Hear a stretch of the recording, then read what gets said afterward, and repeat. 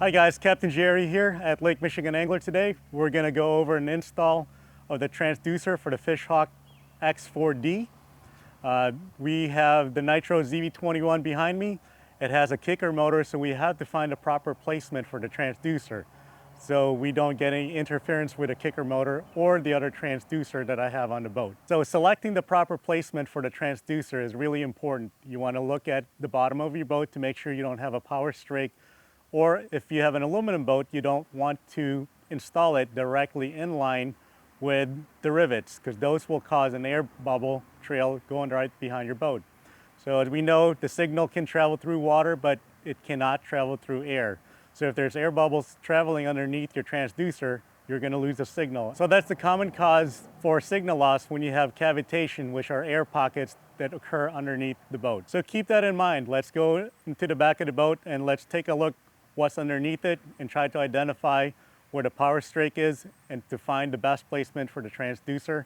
And I'll walk you through the process of the install. So deciding where the transducer is going to go, we're definitely going to have to look underneath the boat. So these are strakes underneath here. These corners can actually cause cavitation or air bubbles that would shoot right behind the boat as you're moving through the water. We need to put the transducer in between these 2 points.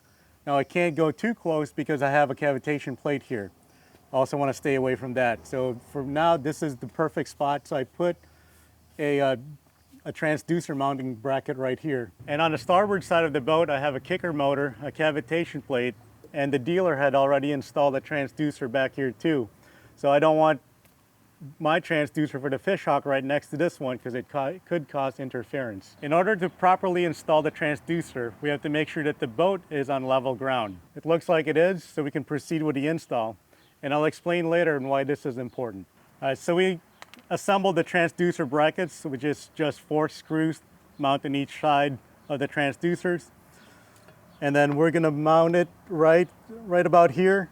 You want the bottom of the transducer to be about 1/2 inch below the bottom of the boat. Next, we're gonna take a marker and we're gonna mark where we're gonna put the holes for the screws. Next, we're gonna mark where we're gonna put the screws.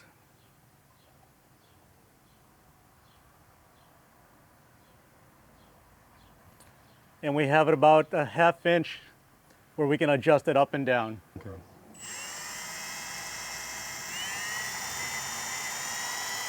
Next, we're going to fasten the transducer with the supplied stainless steel screws. You don't have to tighten it all the way yet because we're still going to do some minor adjustments after this. All right, next we're going to make sure that our transducer is level. So we're going to use our handy level again and place it on top of the transducer. And as you can see, it's not level, so we're going to have to move one side up to make sure that it's straight.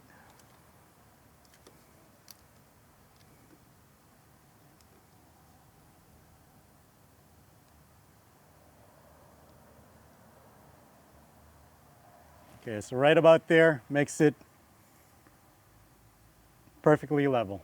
So after you tighten up the screws, you want to check to make sure it stayed level.